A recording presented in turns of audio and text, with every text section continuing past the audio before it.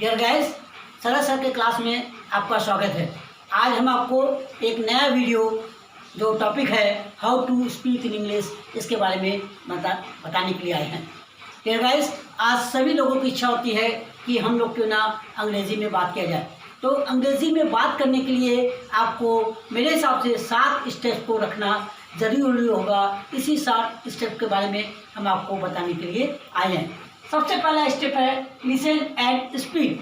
आपको सबसे पहले सुनना है और उसके बाद उसको बोलने की कोशिश करना है, क्योंकि बोलने से, प्रैक्टिस करने से ही कुछ आ सकता है। यदि आप सोचेंगे बिना प्रैक्टिस के हमें कुछ आ जाए तो ऐसा नहीं हो सकता है।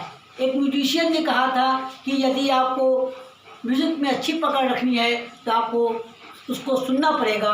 तो इसी तरीके से यदि आपको अंग्रेज़ी में अच्छी पकड़ रखनी है तो आपको सबसे पहले उसको सुनना पड़ेगा और सुनने के बाद फिर उसको बोलने की कोशिश करनी पड़ेगी। दूसरा हमने लिखा है your environment.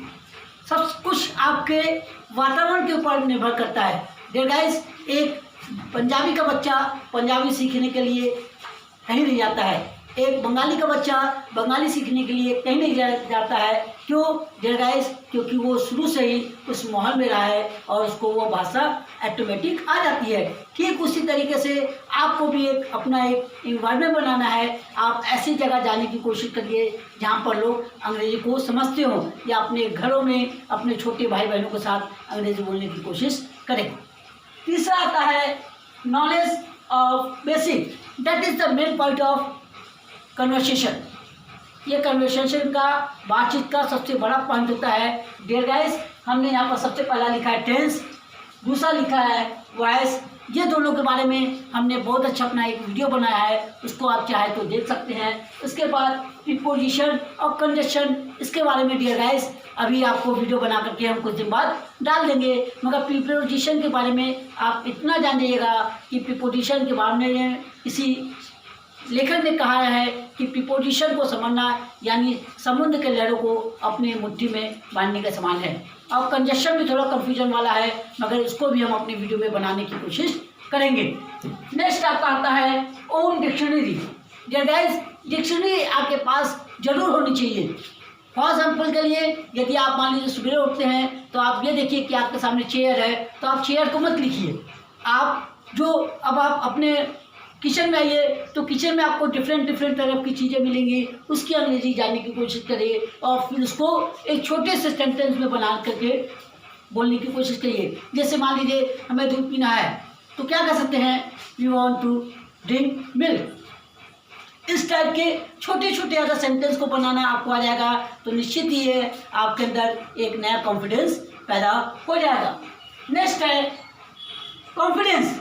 That is the main point of spoken English. आपके पास कॉन्फिडेंस अगर नहीं होगा तो समझ लीजिए आप कुछ नहीं कर पाएंगे। और कॉन्फिडेंस होने के लिए आपको सबसे पहले ये आपके पास ये नॉलेज होना चाहिए कि आप जो भी बोलेंगे वो सही बोलने की कोशिश करेंगे। डियर गाइस, फ्लुएंटी में याद रखिएगा ग्रामेटिकल रूल्स की ज़रूरत नहीं होती है, मगर हम लोग क्या करते हैं, इसी कारणवश थोड़ा पीछे हट जाते हैं। फ्लुएंटी का मतलब होता है एक फ्लो में बहना। और फिर हमारी बात आती है टॉक योरसेल्फ। डियर गाइस, ये एक स्टेप जरूरी होता है जिससे यदि आपके घर में मिरर है तो आप उसके सामने खड़े हो जाइए और उससे अपनी बातों में बताने की कोशिश करिए, माई सेल्फ करने की कोशिश करिए या कुछ भी बताने की कोशिश करिए, जिससे आपकी बॉडी लैंग्वेज और आपका जो भी प्रोनाउंसिएशन होगा उस समय आपके कैसे फेस बन रहे हैं, इसके बारे में भी आपको नॉलेज मिलती जाएगी। और लास्ट टॉपिक हमारा है make a small sentence. Dear guys, याद रखिएगा कि आपको अंग्रेजी तभी बनानी आएगी जबकि आप छोटे सेंटेंस को बनाना क्लियर करेंगे। जैसे मान लीजिए हमने कहा इधर आओ, कम हियर, वहाँ जाओ, गो देयर, बैठो, सिट डाउन। या हमें ये कहना है मुझे आपका पेन चाहिए, तो क्या कर सकते हैं, I want to take your pen. इस टाइप के आप जो है अंग्रेज़ी को बोलने की कोशिश कर सकते हैं। डियर गाइस, यदि आपको मेरा तरीका अच्छा लगा हो तो आप हमारे चैनल को लाइक, सब्सक्राइब, शेयर और बेल आइकन जरूर दबाइएगा ताकि आपको नई नोटिफिकेशन मिलती रहे। धन्यवाद।